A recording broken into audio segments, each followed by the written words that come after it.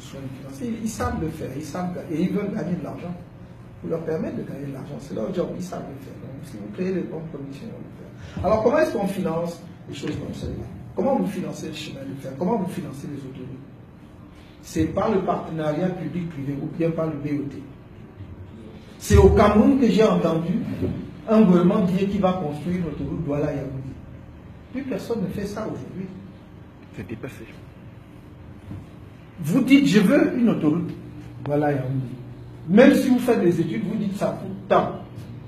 Vous cherchez un partenaire qui construit et qui prend en concession sur 30 ans. J'ai discuté longuement avec l'ambassadeur du Maroc.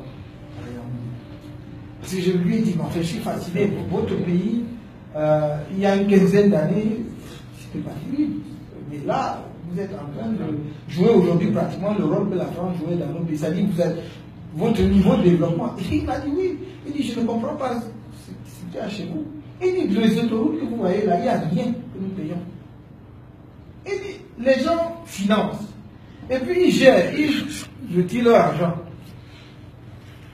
Pendant ce temps, la population marocaine est à l'aise. Quel est notre problème? Ils gèrent 30 ans, ils gèrent 50 ans lorsqu'il s'agit d'investissement dans certains niveaux. On peut aller même jusqu'à 50 ans.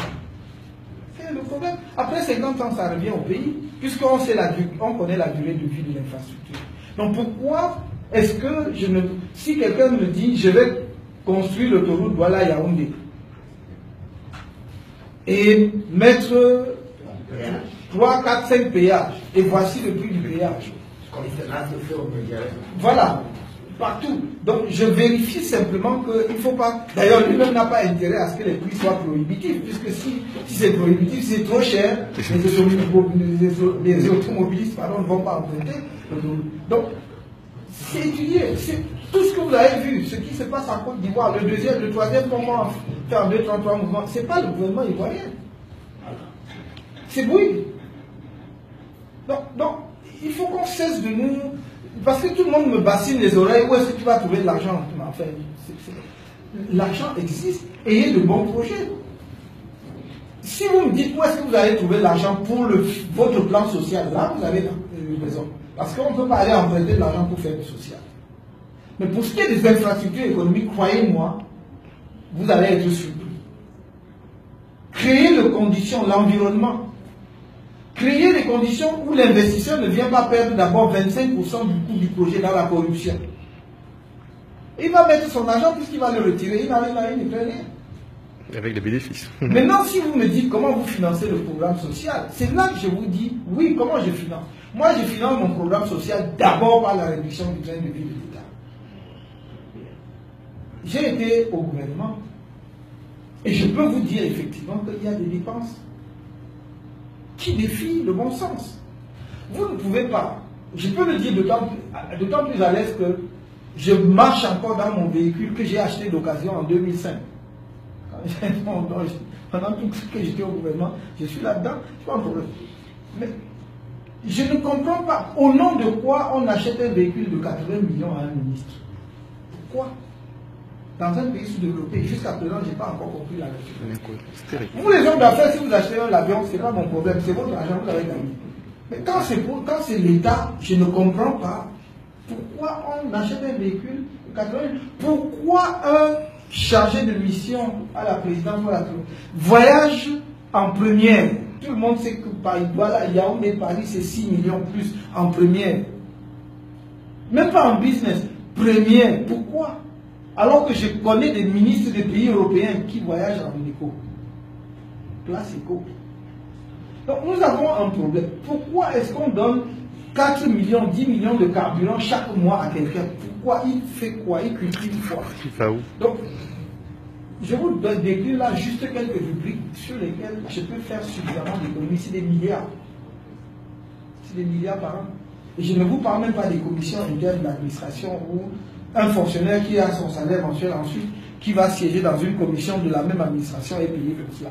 Donc, on peut multiplier. Donc, il y a de quoi? Il y a des sources internes dans le budget actuel de l'État. Le Cameroun est un pays extrêmement riche, croyez-moi. Mal géré, mais très riche. Donc, il y a des sources de financement d'un programme social au Cameroun sans aller s'endetter pour faire un programme social. Donc, je vous ai donc répondu. Je finance mon programme social prioritairement par les économies sur le train de vie de l'État, subsidiairement par la fiscalité. Parce que si je vais, par exemple, faire ce que j'ai appelé la grande taxe sociale et de solidarité pour faire la sécurité sociale, il y aura un prélèvement fiscal, ce sera une solidarité. Mais pour le reste, c'est d'abord l'effort sur le train de vie de l'État.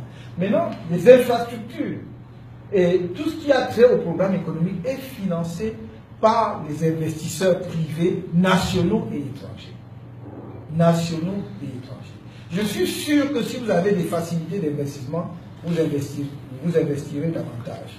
Et que quelquefois, on va construire une deuxième ou une troisième villa au village parce qu'on ne sait pas, parce que bon, on nous dit, au lieu que machin, je préfère même aller mettre ça là-bas. On va créer l'environnement pour que vous gagniez de l'argent. Moi, je veux que vous gagniez de l'argent, mais ce que je veux en retour, c'est que vous créez des emplois. Ça, c'est ma première priorité. Parce que je ne veux pas des chômeurs. Vraiment, je ne veux pas que les gens que vous créez des emplois et que vous participez à l'effort global de développement, notamment en termes de sécurité sociale. Quelle est la place de Kribi? La place de Kribi, je ne veux pas changer fondamentalement par rapport à ce que l'État est en train de faire de Kribi. Je ne suis pas partisan des politiques de table rase. On vient, on fait comme si tout ce que les autres avaient fait était mauvais. Je pense que le projet, si n'était d'ailleurs pas mal conduit, le projet de complexe industrialo-portuaire à Kribi n'était pas mal pensé, c'était pas un mauvais projet. Je pense qu'il faut le développer en ayant la maîtrise des coûts, en restant dans les normes internationalement connues. Vous ne pouvez pas faire un port à 100 millions de tonnes à Kribi, alors que les ports les plus performants en Afrique, comme Tanger, sont encore je crois que Tanger, 74 millions ou 48 millions de. Et après, Tanger, c'est Abidjan, quelque chose comme ça. Et je crois qu'il faut cesser de jeter l'argent des Camerounais par les fenêtres. Mais sinon, le projet, l'ambition du Kribi est un bon projet. Maintenant, je crois qu'il ne faut pas que Kribi soit conçu sans penser justement à une des filières industrielles que j'ai identifiées tout à l'heure au tourisme. C'est-à-dire comment est-ce qu'on préserve la partie de Kribi et les zones montantes qui doivent être destinées au tourisme. Pour qu'on ne mélange pas port et station balnéaire, ça jure. Voilà. Donc, il faut effectivement que nous ayons ça à l'esprit. Et ça aussi, parce que les gens vont vous demander, je vous assure que si nous créons les conditions, c'est pas, nous aurons simplement l'embarras des choix pour les investisseurs étrangers qui peuvent venir développer des complexes balnéaires au Cameroun. Moi, je ne comprends pas. Vous avez vu Diamandio au Sénégal?